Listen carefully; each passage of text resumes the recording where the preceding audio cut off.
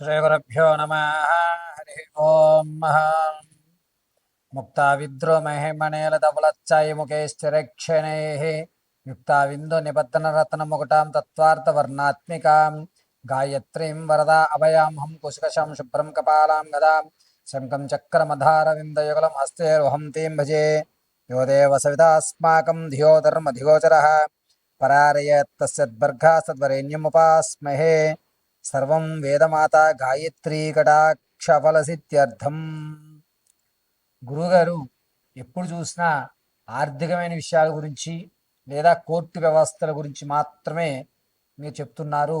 విద్యార్థులకి స్కూల్స్ ప్రారంభమయ్యాయి కాబట్టి కాస్త విద్యలో తక్కువగా ఉన్న వారికి, అదేవిధంగా చదివింది మర్చిపోవడము, ఇది వరకు బాగా చదువుతూ డల్ అయిపోవడము, ఉన్నట్టుండి తను మొత్తం తన యొక్క విజ్ఞానాన్ని అంతటినీ కూడా చాలా తక్కువ స్థాయిలో విడిచిపెట్టి చెడు స్నేహాలకు లోనయ్యి బాగా చదవడం వ్యక్తి సి గ్రేడు డి గ్రేడ్లోకి మారిపోతూ ఈ యొక్క రాశి ప్రభావాల ఫలితంగా ఏమైనా వీరికి జరుగుతున్నాయా?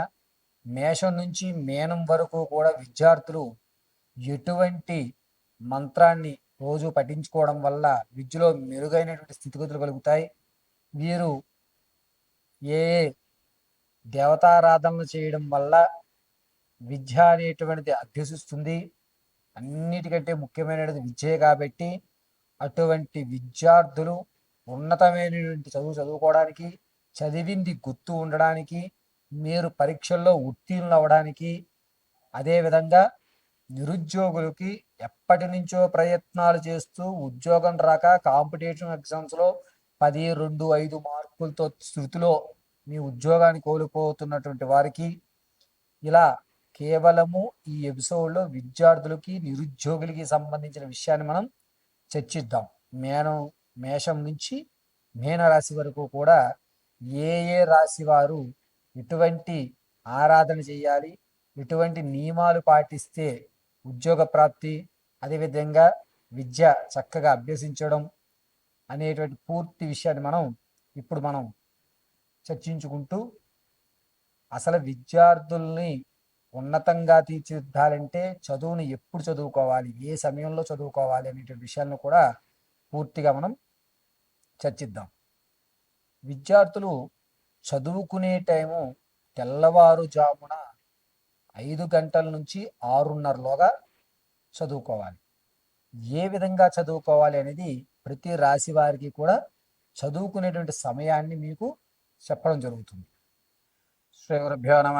హరి ఓం. మకర రాశిలో ఉన్నటువంటి విద్యార్థులకి అక్టోబర్ 16వ తారీఖు నుంచి ఫిబ్రవరి 14, 2027 వరకు కూడా గురుడు అర్ధాష్టమంలోకి మారుతాడు. అప్పుడు వీరికి ఏంటంటే అక్టోబర్ 16 తర్వాత నుంచి చదవాలి అనేటువంటి ఆలోచన వస్తుంది. అప్పటి వరకు కూడా వీరి ఆలోచన చదువు మీద ఉండదు, శ్రద్ధ బాగా తక్కువగా ఉంటుంది. అంతేకాకుండా వీరు ఎంతవరకు అంటే మనం 40 అన్న తెచ్చుకోరానైనా అన్నాం అనుకోండి, 35 పాస్ సరిపోతుంది. ఓ 70 తెచ్చుకోరా, 45, 50 నుంచి రావు మనకి. అది ఒక క్లారిటీతో ఉంటాడు పిల్లవాడు, మకర రాశిలో ఉన్నటువంటి పిల్లవాడు. ఎందుకంటే అతను ఎక్కువ శ్రమ పడడానికి ఇష్టపడడం లేదు, అవసరం వరకే రాద్దాం, ఎక్స్ట్రా రాసుకుని ఏం చూసుకుంటాం, ఫైనల్ ఎగ్జామ్స్లో అప్పుడు చూద్దాంలే అనేటువంటి ఓవర్ లుకింగ్ ఉండడం. తర్వాత ఇవన్నీ అసలు పరీక్షలకు ఏవైతే కొంతమంది యూపీఎస్సీ కానీ వీటి కానీ కొంతమంది ప్రిపేర్ అయ్యేటువంటి వాళ్ళు, నిరుద్యోగులు, ఇటువంటి వారు కూడా ఏం చేస్తారంటే కేవలం ఇప్పుడు మనం టెస్ట్ ట్రైల్ వేద్దాము, తర్వాత సంవత్సరం బలంగా ఆలోచిద్దాము, ఇప్పుడు వరకు మనం రాసినవి ఏవి కూడా అంతగా రాణించలేదు, పైగా సరే ట్రై చేద్దాంలే, ఇలాగా ఒక ముభావకంగా చేద్దాంలే, చూద్దాంలే, ఏం కాదులే అనేటువంటి ఆలోచనతో ఉంటారు. అక్టోబర్ 16వ తారీఖు నుంచి చెయ్యాలి. ఎందుకంటే ఈలోగా ఆగస్టు 14 తర్వాత అవమానం అనేటువంటిది మకర రాశి వారు చెబుతుంది. ఆ అవమానంతో కసి పెరిగి చదవడం అనేటువంటిది అక్టోబర్ 16వ తారీఖు నుంచి మొదలు పెడతాడనమాట.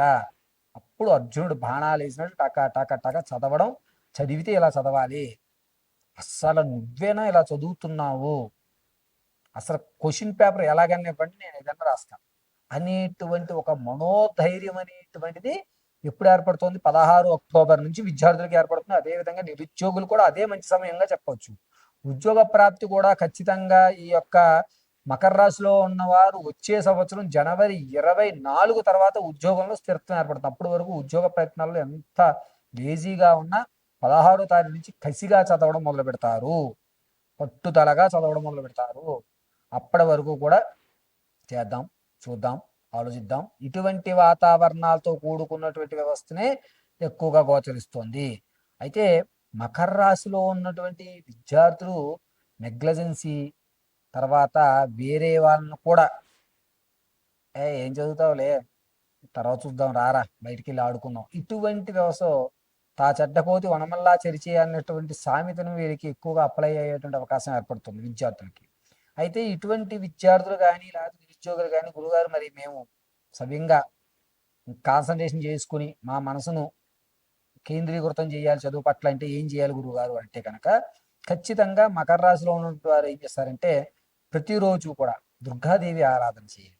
దుర్గాదేవి దేవాలయం కానీ లేదా పార్వతీదేవి దేవాలయం కానీ వెళ్ళి, శివాలయంలో ఉన్నటువంటి అమ్మవారి దేవాలయమే చెప్తున్నాను, క్లియర్గా వినండి. అమ్మవారి పాదాలు చూసి నమస్కారం చేసుకోండి.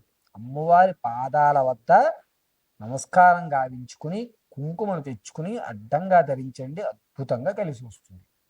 పైగా వీరు మనసు కాస్త చంచలం కాకుండా ఉండడానికి ప్రతిరోజు కూడా ఉదయం దుర్గా సూక్తం ఉంటుంది. దుర్గా సూక్తాన్ని యూట్యూబ్లో పెట్టి విని పరవాన్నం ఉండండి.